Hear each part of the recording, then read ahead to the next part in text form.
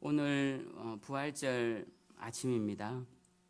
우리 예수님께서 다시 살아나심을 기억하고 그 부활의 기쁨이 우리에게도 소망이 되는 그런 복된 절기, 오늘 부활절인데 우리 잠깐 한번 앞뒤 좌우로 인사해 봅시다. 주님 부활하셨습니다. 이렇게 한번.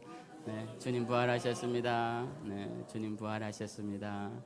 네, 네, 그렇게 반갑게 우리 인사해 주시면 좋겠습니다.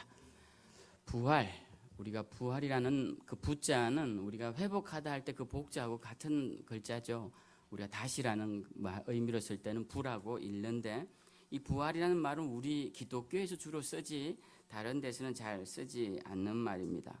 왜 그러냐 하면 이 부활이라는 사건을 극명하고 명확하게 밝히고 있는 종교가 우리 기독교 외에는 없기 때문에 이 부활이라는 단어는 기독교의 전문 용어처럼 그렇게 쓰여지고 있습니다. 부활, 그 부활하신 주님을 생각하는 절기가 바로 오늘 부활절이죠. 우리 주님이 부활하셨습니다. 다시 살아나셨습니다. 그런데 이 다시 살아나셨다는 말은 그분이 죽었음을 전제로 하는 말이죠. 우린 지금 살아있기 때문에 부활할 수가 없습니다. 죽어야 부활을 하는 것이죠. 그렇기 때문에 우리 주님이 부활하셨다라는 것은 반드시 그분이 죽으셨구나라는 그 죽음, 우리가 예배 전에 기도하는 그 기도처럼 부활의 은혜는 십자가의 죽으심과 함께 생각해야 하는 말씀이지 부활만 독립적으로 존재하는 말씀은 아니다. 그래서 우리가 죽음도 함께 생각하는 부활절이 되어야 할 텐데요. 우리가 죽음에 대해서 잠깐 생각해 보면 사람들은 인생의 끝을 죽음이라고 합니다. 그리고 죽음은 모든 것이 다 끝나는 생의 마지막 기착점이라고 합니다. 사실 그렇죠. 시기도, 미움도, 질투도, 이런 모든 부정적인 요소도 죽음 앞에 서면 이건 아무것도 아닌 일이구나. 또 사랑도, 열정도, 또 삶을 위한 몸부림도 또 죽음 앞에 다가와 보면 그 모든 것들이 다 아무것도 아닌 거구나 라는 생각을 하게 합니다. 성경에도 한 번 죽는 것은 사람에게 정해진 것이요 그 후에는 심판이 있으리라 라고 말씀을 하고 있습니다. 그래서 모든 인간은 다 죽을 수밖에 없는 존재임을 알려주고 있습니다. 그러나 이 부활절을 맞이하는 우리 그리스도인들은 이 죽음을 극복해야 하고 극복해야만이 구원으로 나아갈 수 있고, 그리고 십자가에 죽으신 주님을 본받아 우리도 육신의 죽음 후에 다시 사는 부활을 만날 수 있다라는, 그래서 죽음을 두려워하지 않고 직면할 수 있는 그리스도인들이 되어야 할 것입니다. 예수님을 찾아온 니고데모라는 사람에게 예수님은 거듭나야 천국에 들어갈 수 있다고 가르치십니다. 거듭나야 한다라는 것은 다시 태어난다라는 말이죠. 이 거듭나려면 반드시 다시 죽어야 하는 것입니다. 그래서 우리가 부활 소망은 반드시 죽음을 향한 담대한 전진, 그리고 죽음을 담대하게 받아들이는 그 수용, 그것 다음에 오는 것이 부활이다 라는 것을 우리가 기억하면서 주님의 죽으심과 더불어 함께 묵상해야 할 것입니다.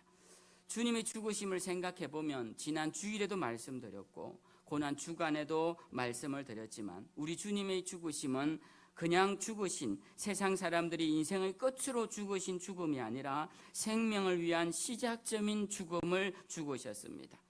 죽음으로 끝나는, 죽으면 모든 것이 끝나는 마지막 죽음이 아니라 주님의 죽음은 모든 것이 다시 살아나는, 다시 시작되는 죽음이었다. 이게 역설이죠. 죽음은 끝인데 시작이라니. 그러나 우리 주님의 죽음은 새로운 시작이다라는 것이 우리 주님이 죽으신 죽음의 정체성입니다. 그렇게 그 죽음은 일반적인 사람들과는 다른 죽음입니다. 세상의 많은 사람들은 그냥 죽습니다. 이름을 날리던 사람도, 능력이 많던 사람도, 권력의 정점에 있던 사람도, 또 그 훌륭하기가, 그 인격이 여느 사람과 비교되지 않던 위대한 사람들도 모두가 죽음 앞에서는 평등하게 그렇게 죽었습니다. 그러나 우리 주님의 죽음은 그런 죽음이 아닙니다. 주님의 죽음은 생명을 이루기 위한 죽음입니다. 아무도 그 죽음을 극복하고 살아난 자가 없지만 우리가 믿는 예수 그리스도 그분만큼은 죽음을 극복하고 살아나시고 다시는 죽지 않으시고 하늘로 승천하셨습니다. 그렇기 때문에 주님의 죽으심은 생명을 위한 죽음이다. 우리도 그 죽음을 향해 나아갈 때 생명이 기다리고 있다. 그것을 기억해야 할 것입니다. 또 하나 주님의 죽으심은 다른 이들을 위해 대신 당하신 고통의 죽음이셨습니다. 죽음은 사실 고통스럽지 않은 죽음이 없는 것 같아요. 제가 이렇게 죽음을 이렇게 뵈면, 오늘 또 같이 선교지로 가기로 한 목사님이 그 교회 이제 성도님 부모님이 곧 임종이 가까워서 결국 비행기표를 취소를 했습니다. 오늘 아침에서야 기다리다가 아무래도 돌아가실 것 같아서, 그래서 그분이 호흡기를 뗀 지는 며칠이 되셨어요. 벌써 저한테도 문자가 와서 호흡기를 뗐는데 갈 수 있을까? 저보고 그러더라고요. 그래서 호흡기 떼면 얼마 못 사시니까 돌아가시면 주일날 발인하시면 가실 수 있지 않을까요? 그랬는데 호흡기 떼시고도 지금 며칠이 지난 거예요. 그러니까 그 삶이, 죽음의 과정이 얼마나 힘들겠습니까? 호흡을 못해서 호흡기를 붙였는데 그 호흡을 떼서니까 호흡기를, 그 숨을 쉬지 못하는 고통스러운 모습들이 계속될 것입니다. 그러니까 우리가 죽음으로 나아가는 과정은 어느 한 죽음도 참 평안한 죽음은 없는 것 같이 다 고통스럽습니다. 그런데 그래도 우리는 꿈을 꾸죠. 우리의 죽음만큼은 평안하면 좋겠습니다. 주님의 부르심을 따라 마치 잠을 자듯 꿈을 꾸듯 어머니 품에 안겨 있는 듯 그렇게 죽을 수 있다면 좋겠습니다. 이런 바람들이 우리에겐 다 있습니다. 근데 우리 주님은 우리가 꿈꾸는 그런 죽음을 죽지 못하셨어요. 우리 주님은 극도로 고통스러운 죽음을 죽으셨고, 사람들이 조롱하는, 멸시하는 그런 죽음, 누구도 그 자리에 나가고 싶지 않은 그런 조롱을 주님이 겪으시면서 죽으셨습니다. 주님이 이런 고통스러운 죽음은 왜 그러냐? 바로 우리에게 평안을 주시기 위해 그렇게 죽으셨다라는 것입니다. 주님은 우리를 위하여 고통당하시고 우리의 평안을 위하여 대신 조롱받으시고 그렇게 죽으셨으니, 그 주님의 죽으심을 바라보는 우리는 주님의 그 고통스러운 죽음 때문에 우리에게 평안을 주시는 것이니 내가 주님 주시는 평안을 누려야겠다라는 강한 책임감으로 우리는 살아야 하는 것입니다. 우리가 세상적으로 부귀영화를 누리고 멋진 삶을 사는 책임감이 아니라 주님이 나에게 주시고자 했던 그 평안을 내가 깨지 않고 주님 주시는 평안 안에서 살아야겠다. 그래서 내 평안을 깨는 것과 싸우고 내 평안을 깨려고 하는 것과 싸워서 이겨내고, 그리고 그러한 도전들을 아무렇지도 않게 극복해내는 것, 그것이 십자가에 달리신 주님의 모습을 보면서 우리가 다짐해야 할 또 중요한 부분입니다. 우리 주님은 목표가 죽음이 아니셨습니다. 우리 주님은 역설적이게도 살기 위한 죽음을 죽으셨고 다시 살아나시기 위한 죽음을 죽으셨고 수많은 사람들을 살리기 위해 죽으셨습니다. 그리고 이와 동일한 역설로 사람들에게 평안을 주시기 위해 고통을 받으셨습니다. 그래서 우리는 주님의 부활을 생각한다면 주님이 왜 그 십자가에서 죽으셨는지 그 죽음도 함께 묵상할 수 있어야 합니다. 예수님은 죽음으로 끝나지 않는 분이십니다. 예수님은 수많은 세상에 죽음들이 있지만 그러한 죽음들과는 다른 죽음을 죽으셨습니다. 세상에는 수많은 거룩한 죽음도 있고 의로운 죽음도 있고 본을 받을 만한 큰 대성적인 죽음들도 있지만 그 어떤 죽음도 다시 살아난 죽음은 없다는 것입니다. 우리 기독교의 가장 중요한 신앙은 이 십자가 위에 달리신 그 주님의 죽음, 그것으로 끝나는 것이 아니라 이 죽음을 이겨내시고 다시 살아나신 승리하신 주님이 계시기 때문에 우리는 담대하게 죽음의 자리까지 나아갈 수 있다는 그 신앙적 결단, 그것을 일으키게 하는 것이 바로 기독교의 부활신앙이라는 것을 우리는 잊지 말아야 합니다. 여러분, 우리가 죽음이 끝이라고 살아간다면, 우리의 죽음이 모든 것이 마지막이라 생각한다면 우리는 그리스도인으로서 잘못된 믿음을 가지고 삽니다. 어떤 사람은 좀 더 오래 살 수 있는데 일찍 죽기도 합니다. 그렇지만 그렇지만 그렇다고 해서 그 삶이 헛되거나 아쉽거나 그렇지 않습니다. 주님 앞에서는 모든 죽음이 주님을 의지하고 죽는다면 귀하고 복된 죽음이라 저는 그렇게 생각합니다. 저희 집안은 식구들이 모두 간 질환을 다 앓고 있습니다. 앓지 않는 사람은 거의 없을 정도로 저도 그렇고 저희 처가도 그렇고 또 심지어는 들어온 매형들도 그런 질환을 앓고 계세요. 왜 그런지 잘 모르겠지만 저희 어머님이 간암을 7년 앓으시다가 섬에서 치료를 못 받으시고 돌아가셨는데, 제가 얼마 전에 저희 셋째 매형이 간암이 걸리셨는데 그분도 울릉도에 계세요. 치료를 받으시고 잘 나았다는데 갑자기 출혈이 생겨서 파도가 세서 안 다녀서 경비정 아시나요? 경찰배. 그 경비정이 그 센 파도를 뚫고 섬에서 그 매형을 모시고 포항에 왔더니 포항에서 안 된다고 해서 여기 서울에 오셨어요. 그 서울에 제가 이제 병문안을 갔더니 위정맥류가 터졌다는 겁니다. 그게 제가 그래서 궁금해서 찾아봤어요. 간암 환자들은 위나 식도에 정맥류가 많이 생긴대요. 혈관이 확장되는 거죠. 하지정맥류처럼. 근데 보시다시피 그 하지정맥류 혈관이 얇지 않습니까? 드러나 있고 잘 터지나 봐요. 그래서 그게 터지면 출혈이 계속되는데 복부에 출혈이 차서 죽게 되는 경우가 많답니다. 그래서 제가 그 이야기를 듣고 저희 어머님이 이제 돌아가실 때 복부가 이렇게 불러오시면서 각혈도 하시고 피도 이제 다 나오고 이렇게 해서 이제 돌아가셨다는 이야기를 제가 예전에 들었어요. 가만 생각하니까 어머님이 그 간암 그 출혈로 돌아가셨구나. 그걸 제가 알은 거예요. 정상이 똑같으니까. 근데 병원에 일찍 오면 그걸 다 이렇게 지혈을 시켜서 혈관을 막아서 다 치료가 되는 그렇게 큰 병이 아니에요. 그건 지혈만 잘하면 돼요. 그래서 매형이 그 하루 이틀 있다가 다시 섬에 들어가셨어요. 지혈하시고. 그래서 제가 그걸 보면서 어머니도 여기 계셨더라면 더 오래 사실 수도 있었겠구나. 이것은 의학적인 혜택을 못 받아서 일찍 돌아가신 것 아닌가, 이런 생각을 제가 해봤어요. 얼마 전에. 근데 또 하나 드는 생각은 그렇게 해서 몇 년을 더 사시든 그렇게 해서 50대 중반에 돌아가시든 간에 어찌됐든 주님 앞에서는 다 아름다운 죽음이지 않을까, 이런 생각을 하게 됩니다.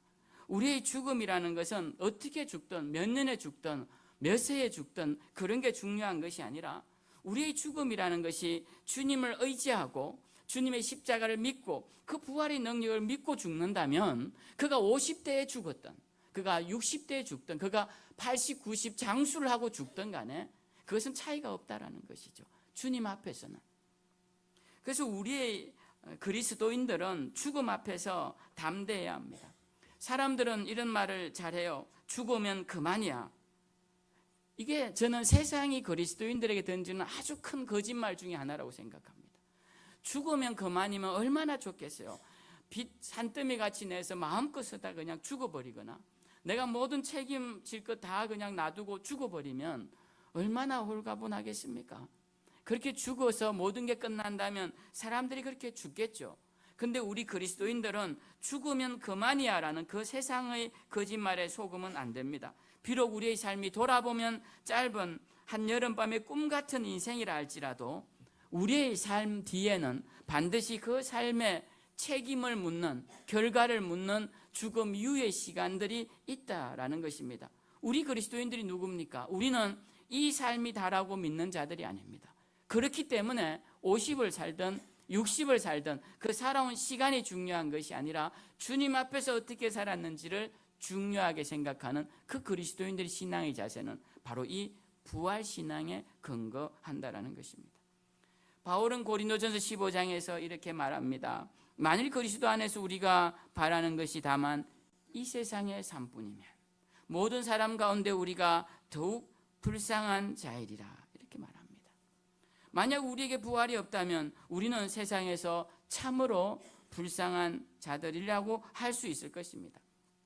그러나 여러분, 우리가 중요하게 깨달아야 하는 것은 우리가 주님과 함께 부활을 이루는 자들이기 때문에 우리는 이 땅의 삶이 어찌됐든 간에 주님 바라보고 희생하고 헌신한 그 모든 것들이 단 하나도 헛되지 아니하다는 사실을 우리가 기억하고 주를 위해 헌신할 수 있는 것입니다. 우리는 주님의 부활을 위해서 주님과 함께 죽는 과정이 필요합니다. 죽음이라는 것은 다 고통스러운 것이죠. 그러나 부활을 이루기 위해서는 죽음이 필요한 것입니다. 바울은 아까 말씀드린 그 본문에서 이어서 31절에 계속 설명합니다. 형제들아, 내가 그리스도 예수 우리 주 안에서 가진 바 너희에 대한 나의 자랑을 두고 단언하노니 나는 날마다 죽노라. 부활을 이야기하던 바울이 자기가 이렇게 이야기합니다. 나는 날마다 죽노라. 왜냐? 부활을 깨달으려면 죽어야 깨달으니까. 주님의 부활을 내 삶에 이루기 위해서는 내가 날마다 죽는 그 죽음의 순간들을 경험하지 않고서는 주님의 부활을 경험할 수 없기 때문에. 그래서 여러분, 오늘도 우리가 부활의 기쁜 은혜가 임하는 날이지만 부활 앞에서는 우리가 육신의 모든 것들, 세상적이고 정욕적인 것을 주님 앞에 죽이리라, 내어놓으리라, 그런 다짐으로 우리는 부활을 바라보고 그럴 때 부활의 은총이 우리 가운데 임할 것이라 저는 믿습니다. 죽음 없이 부활은 없습니다. 다시 태어나는 것은 한자로 중생이라고 그러죠. 이 중생은 죄의 권세에서 죽을 때, 그 다음에 성령의 능력으로 다시 태어날 때, 그때 이루어지는 것이 중생인 것입니다. 예수님도 우리에게 새 생명, 영원한 생명을 주시기 위해 십자가에 죽으신 것입니다. 우리가 부활절 아침에 기억해야 하는 것은 예수님을 믿어서 죽지 않고 영원히 사는 것이 아니라 죽어도 다시 살아나는 힘을 얻게 되는 것이 부활신앙임을 우리는 기억해야 할 것입니다. 두 번째로 우리는 이 부활, 주님의 부활절 앞에서 우리가 기억해야 할 것이 우리의 사명입니다. 부활하신 후에 오늘 누가복음에는 나오지 않지만 요한복음에는 주님께서 특별한 일을 하나 하십니다.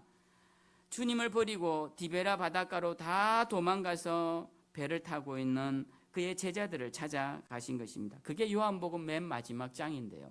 그 마지막 장에서 주님이 그 중에 제자들 중에서도 특별히 주님만 보면 주님 사랑합니다.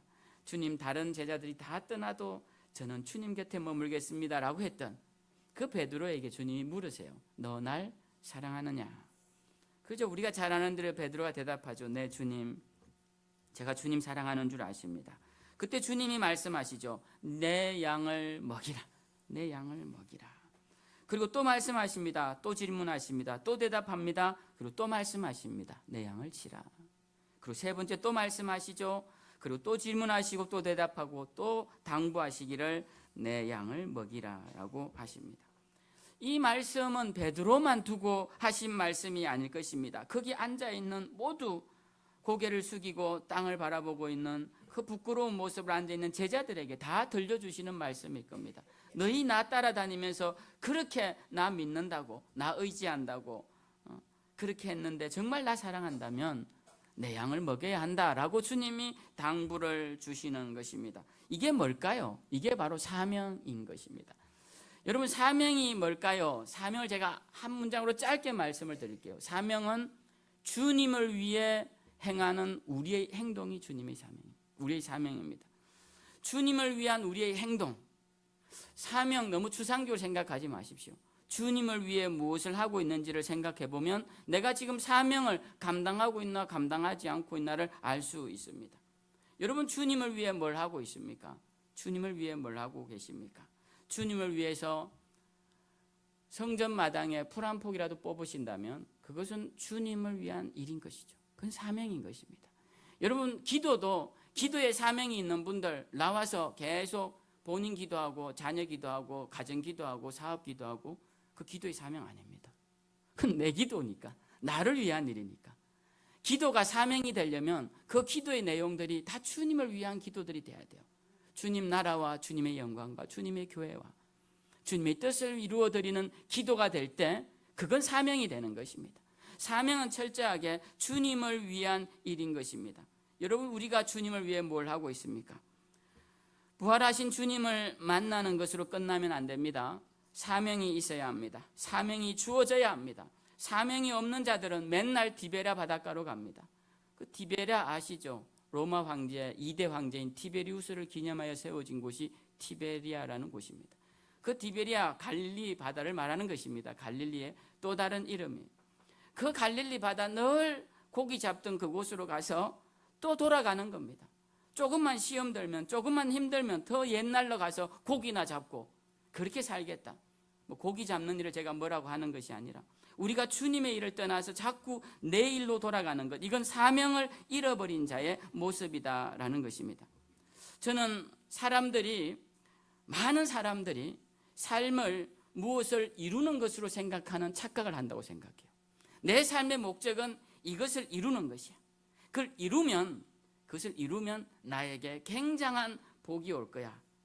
굉장한 기쁨이 올 거야. 이렇게 생각하고 목적을 향해 나아가는 것을 보게 됩니다. 그러나 여러분, 우리가 알아야 합니다. 그 목적을 이루었을 때 찾아오는 것은 행복이 아니라 절망과 더 큰 목표와 그리고 그것을 이룬 것에 대한 보잘것없는 모습에 대한 허무감이 우리에게 다가온다는 것을 여러분 잊지 마시기 바랍니다. 어떤 분이 나와서 그러더군요. 우리나라 50%에 들려면 순자산이 얼마가 있으면 되는지 보니까 3억이 있으면 된대요.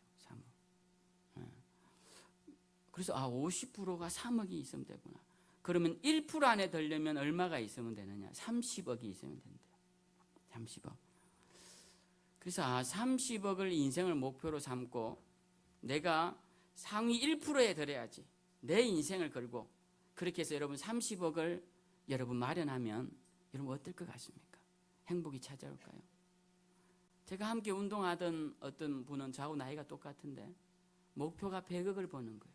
100억. 그래서 그가 수년 전에 100억을 달성을 한 거예요. 그 100억 달성 기념으로 외제차, 좋은 외제차를 뽑았습니다. 그리고 며칠 되지 않아 죽었어요. 너무 안타깝죠. 운동하다가 죽었습니다. 몸 건강을 위해서.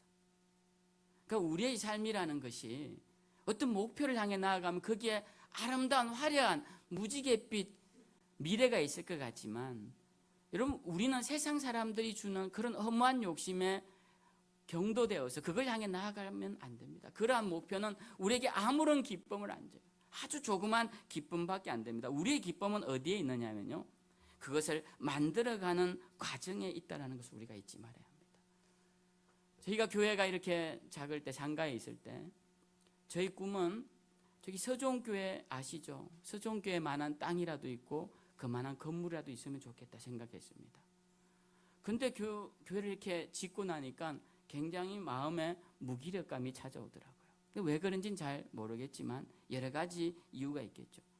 정말 행복한 건 어떤 거냐면요, 교회가 성전을 짓기 위해서 성도들 함께 기도하고 또 어려운 형편에 조금씩 헌금하고 그리고 그 땅을 놓고 우리가 땅도 둘러보고 건물은 어떻게 지을까요? 설계도 해보고 그림도 그려보고 그런 순간이 아름다운 겁니다.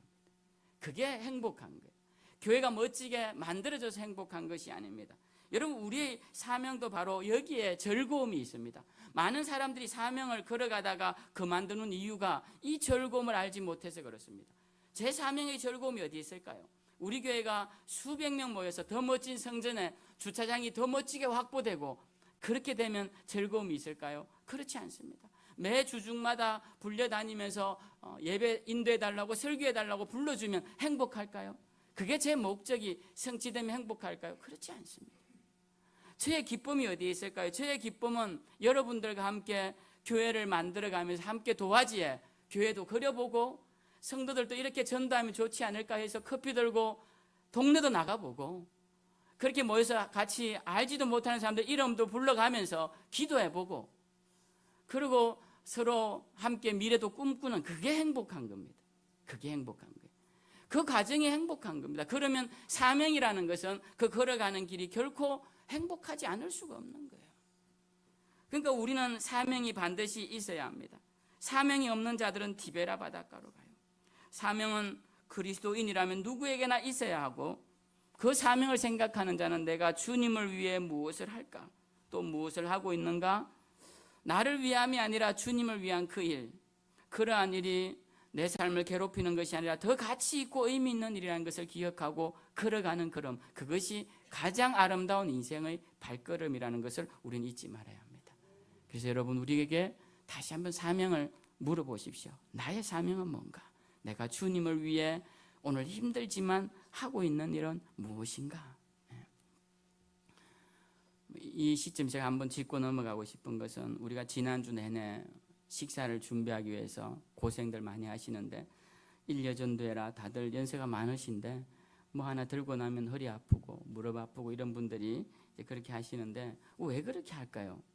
우리 먹자고 그렇게 하는 사람 아무도 없을 겁니다. 우리는 간단하게 먹거나 사 먹으면 되니까. 근데 이게 주님의 일이라 생각하니까 하는 거예요. 우리가 모두가 다 마찬가지입니다. 모두가. 그래서 우리가 주님의 일이 무엇인가, 내가 주님을 위해 뭘 하고 있는가, 그걸 늘 잊지 말고 자기 자신의 성찰처럼 매일 자기를 돌아볼 때 생각해야 할 것입니다. 세 번째, 부활은 우리 주님의 재림과 함께 생각해 보아야 합니다. 사도행전 1장에 보면 주님께서 하늘로 올라가실 때, 승천하실 때 그 옆에 천사들이 이렇게 말하죠. 너희 가운데서 하늘로 올려지신 이 예수는 하늘로 가심을 본 그대로 오시리라, 이런 말씀을 합니다.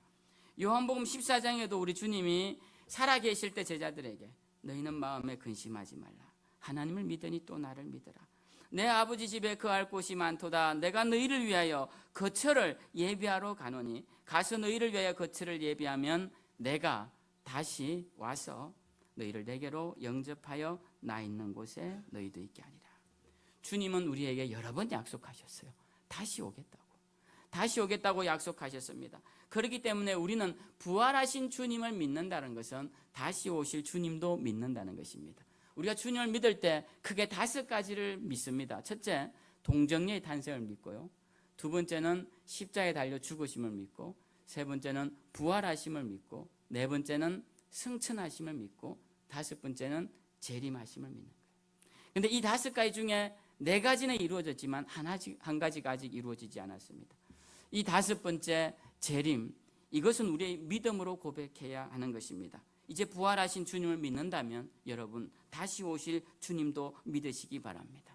그리고 그 주님 만날 날을 소망하면서 주님 만났을 때, 그래 잘했다, 너 그동안 네 십자가 지고 오느라 고생했다, 그 주님 안아주시는 그 복된 포옹을 다 누리는 우리 모두가 되기를 바랍니다. 오늘 부활절 아침입니다. 우리는 주님의 부활과 함께 그분의 죽으심과 함께 생각해야 할 것입니다. 십자가 없이는 면류관도 없다는 말처럼 우리 위에 죽으신 그 십자가의 죽음과 우리를 영원한 생명으로 인도하시는 부활의 능력이 오늘 우리들 가운데 넘쳐나야 할 것입니다. 또한 부활의 이 아침에 주님이 주신 사명을 기억하는 우리가 되어야 할 것입니다. 우리의 사명은 우리의 생의 의미가 되어야 할 것입니다. 삶의 가치가 우리의 사명이 되어야 할 것입니다. 사명을 위해 당하는 고난이 있다면 기뻐하시고, 사명을 위해 헌신한 일들이 있다면 그것들이 하나님 나라 상급으로, 보화로, 영광으로 여러분에게 주어질 것임을 기억하시고 사명 잘 감당하는 우리가 되어야 할 것입니다. 그리고 우리 부활하신 주님이 다시 우리 가운데 오실 것을 기억하면서 이 땅에만 소망을 두고 살아가는 자들이 아니라 주님 만날 그날을 소망하며 하늘에 소망을 두고 살아가는 진정한 하늘에 속한 자들, 하나님 백성들이 다 되시기를 주님의 이름으로 축원드립니다.